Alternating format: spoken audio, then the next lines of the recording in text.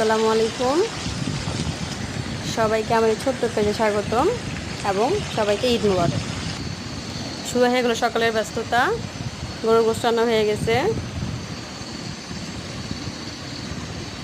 দুধ জাল দিয়ে নিয়েছি রাজশাহী শামের জন্য। নেহান ঘুমাচ্ছে।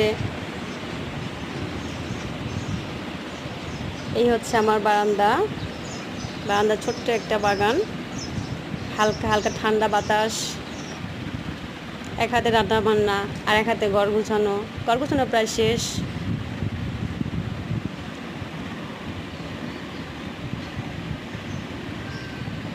এই হচ্ছে আমার আরেকটা বারান্দার পাশে ছোট্ট একটা ছাদ।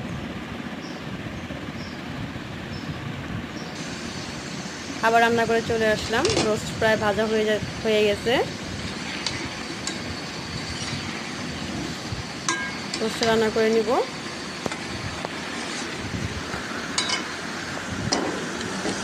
মশলা কষিয়ে নিচ্ছি রোস্ট রান্না করার জন্য।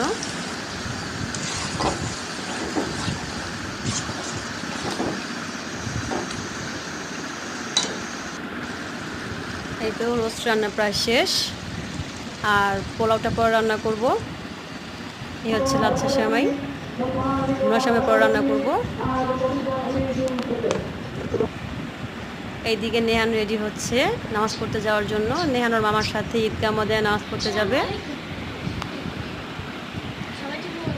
সবাইকে ঈদের শুভেচ্ছা।